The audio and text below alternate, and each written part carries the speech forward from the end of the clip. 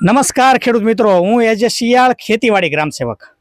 આજે આપણે એક એવા ફાર્મની મુલાકાત માટે આવ્યા છીએ, એક એવા ખેડૂતની મુલાકાત માટે આવ્યા છીએ કે જેમણે ડિગ્રી તો મેળવી છે, પણ ડિગ્રીની સાથે સાથે ખરેખર એના અર્થમાં કહીએ તો એણે પોતાના ખેતરમાં, પોતાના ધંધામાં એને એપ્લાય કરી અને કેવી રીતે પોતે સફળ થયા છે અને કેવી રીતે એમનો એ બિઝનેસ કરી રહ્યા છે એને જ આપણે વાત કરવાના છે. બિઝનેસ એટલે પોતે અળસિયાનું આખું એ ખાતર તૈયાર કરે છે પ્રોસેસિંગ કરીને.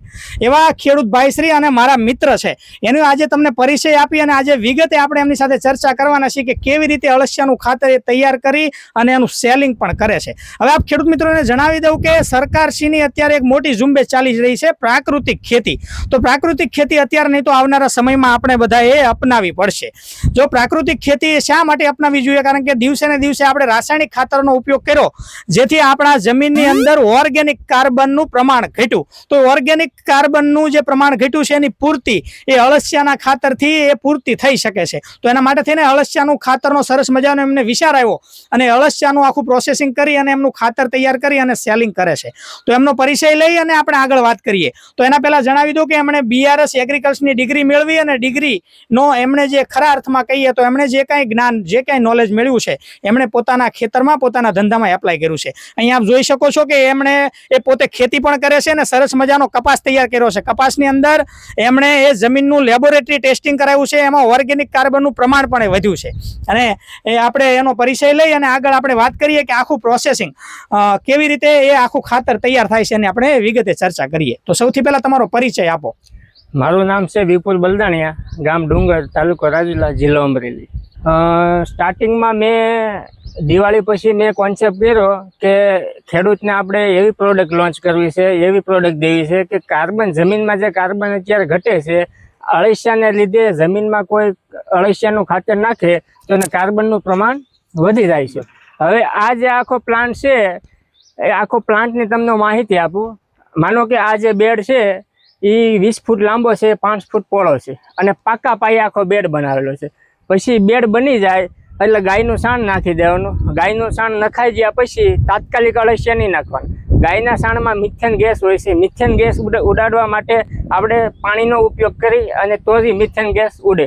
મિથેન ગેસ ઉડાડવા માટે પાણીનો ઉપયોગ કરી અને મિથેન ઉડી જાય પછી તમારે અળસિયાનો અપ્લાય બેડમાં કરવાની. અળસિયા નખાઈ જાય પછી તમારે જે કોથળા આવે છે, ગુણિયા નાખી અને અઠવાડિયું તમારે રાહ જોવાની ખાતર બને કે ન, કઈ રીતના બને. જો બનતું થઈ જાય તો ગોળ અને બેસનનો પ્રવાહી કરી અને બેડમાં છાંટી દેવાનું હોય છે. બીજું તમે આગળ વાત કરી કે દેશી ગાયનું ખાતર, દેશી ગાયનું છાણ આના અંદર. તો એ ગાયનું છાણ શા માટે? કોઈ ભેંસનું છાણ ન ચાલે આના અંદર? ભેંસના છાણમાં એ બને અને ગાયના છાણમાં એ બને. બરોબર. તો ભેંસના છાણમાં તાત્કાલિક ન બને અને તાત્કાલિક એમાં મૂંડા અપ્લાય થઈ જાય. મૂંડાની સંખ્યા વધી જાય, એમાં મૂંડા આવવાની શક્યતા રહે. એમાં મૂંડા આવવાની શક્યતા રહે અને ગાયના છાણમાં મૂંડા આવવાની શક્યતા બિલકુલ ન રહે. પછી આના બેડની અંદર એ પાથરવા માટે છાણનો ઉપયોગ કરો છો, એ છાણ કેવું પસંદ કરવાનું? એકદમ માનો કે કોઈ રાડાનો અવાજ હોય, બરોબર, ગૌશાળાનું છાણ હોય, એકદમ ભૂકી હોય, મમરી હોય, એ છાણનો તમે ઉપયોગ કરો એટલે તાત્કાલિક તમને બનાવીને આપે. અને બનવામાં મિનિમમ 3 મહિના લાગે છે, 90 દિવસથી ઉપરના દિવસો લાગે. બરોબર. તાત્કાલિક અળસિયાનું ખાતર ન બની જાય. પછી આના અંદર તમે જે અળસિયા જે અંદર એ અંદર મૂકેલા છે, તો એ અળસિયા એ કઈ અળસિયાની કઈ જાત છે? અળસિયાની ઘણી બધી જાત આવતી હોય છે. આપણી પાસે જે અળસિયા છે એ એશિયન ફટીડા છે સાહેબ. એશિયન ફટીડા નામની અળસિયાની વેરાયટી છે. એ વિપુલભાઈ અળસિયાની વેરાયટી જે પસંદ કરેલી છે એશિયન ફટીડા. અહીંયા આપ જોઈ શકો છો. આના અંદર નર અને માદા બંને હોય છે. બંને સાથે, નર અને માદા બંને સાથે હોય છે.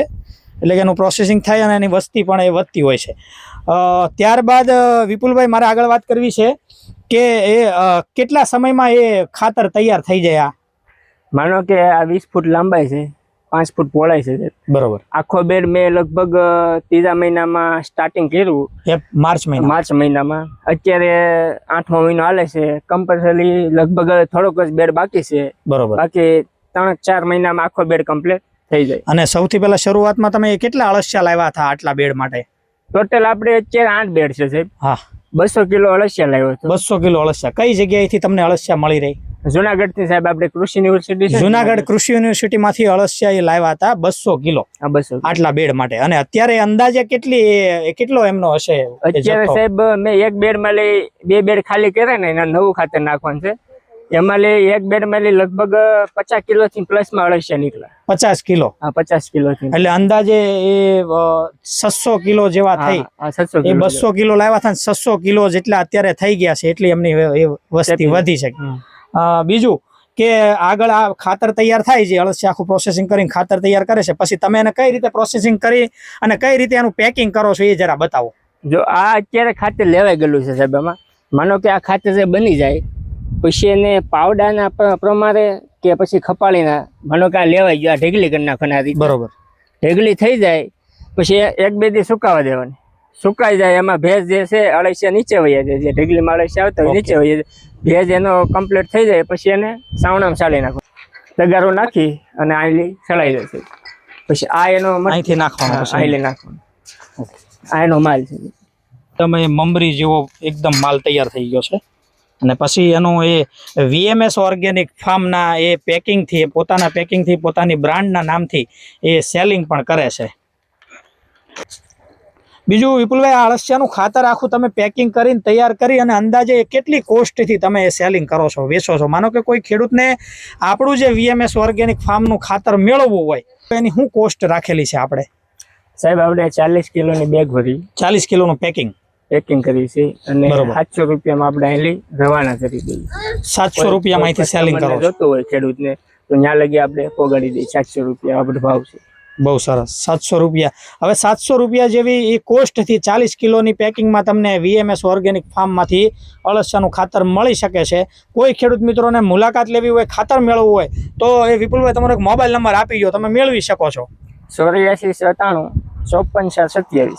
તો આ મોબાઈલ નંબરથી કોન્ટેક્ટ કરી અને તમે ગામ ડુંગર, તાલુકો રાજુલા, જિલ્લો અમરેલી, આ સ્થળ ઉપરથી તમે રૂબરૂ વિઝિટ કરી અને જોઈ, પ્રોસેસિંગ જોઈ અને પછી ખાતર મેળવી શકો છો. બીજું, એ વિપુલભાઈ પોતે બીઆરએસ એગ્રીકલ્ચરની ડિગ્રી મેળવી છે, ઘણો બધો અનુભવ પણ એમનો છે. એમણે નોકરી પણ પ્રાઇવેટ કંપનીની અંદર કરેલી છે. આ ફિલ્ડમાં ખેડૂતો સાથે જોડાયેલા છે, પોતે જાતે ખેતી કરે છે. તો તમને પહેલા માર્ગદર્શન આપશે અને પછી ખાતરનું સેલિંગ કરશે. કેવી રીતે વાપરવું એ બધું માર્ગદર્શન પણ મળશે. પોતે પોતાના ખેતરમાં વાપરે છે અને રિઝલ્ટ બતાવે છે, ત્યારબાદ ખેડૂતો એ મેળવી શકે છે. ખાસ કરીને પ્રાકૃતિક ખેતી સાથે જોડાયેલા ખેડૂતોને લગભગ માર્ગદર્શન આપવું નહીં પડતું હોય, એ ખેડૂતોને એ ખ્યાલ જ હોય, વાપરતા જ હોય એટલે મેળવી શકે છે. બીજું, પોતે એ સાઈડમાં ફિલ્ડમાં પણ જઈ અને ખેડૂતોના રૂબરૂ એ અનુભવો જાણી, એમની પરિસ્થિતિને સમજી અને એમની જરૂરિયાત મુજબના એ ઓર્ડર લાવી પણ સેલિંગ કરે છે. બીજું કે કોઈ ખેડૂત મિત્રો પ્રાકૃતિક ખેતી અપનાવવા માંગતા હોય તો એ બાબતનું પણ માર્ગદર્શન મેળવી શકે છે. બીજું, કોઈ ખેડૂત મિત્રો ને ખાસ કરીને વીએમએસ ઓર્ગેનિક ફાર્મની મુલાકાત લેવા માટે ગામ ડુંગર, તાલુકો રાજુલા, જિલ્લો અમરેલી આપ મુલાકાત લઈ શકો છો. આભાર.